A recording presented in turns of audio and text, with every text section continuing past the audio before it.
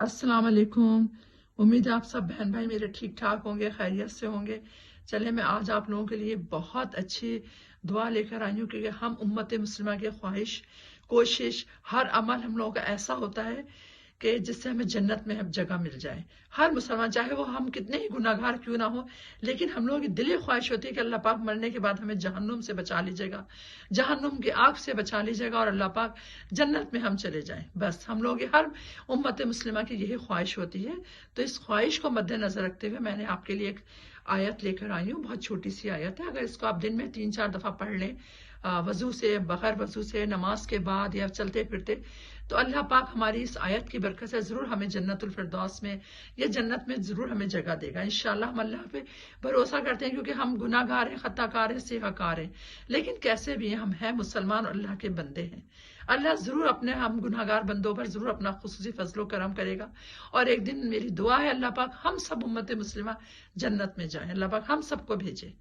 तो उसके लिए मैं आपको दुआ बता रही हूँ। इस दुआ को आप दिन में 3-4 दफा पढ़ लें या इससे ज्यादा पढ़ लें, या आप लोगों की मर्जी है, लेकिन इसके पढ़ने से अल्लाह पाक हमें इंशाअल्लाह अज़ीम इंशाअल्लाह रहमान इस दुआ की बरकत से, रहमत से हमें एक दिन जरूर जन्नत में जाने की जगह हमें मिलेगी, इजाजत अल्लाह हमें जरूर देगा। ये दुआ यह है, अल्लाहुम्मा इन्नी अस्अलुकल जन्नता, अल्लाहुम्मा इन्नी अस्अलुकल जन्नता, अल्लाहुम्मा इन्नी अस्अलुकल जन्नता।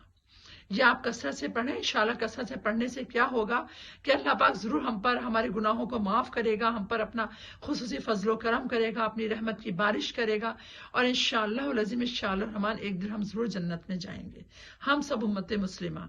क्योंकि अल्लाह पाक कहते हैं ना, अगर वो कहार है तो वह जब्बार भी है, वो हम पर रहम करने वाला रहीम करीम भी है, हम पर अपनी रहमत की बारिश भी बरसाता है।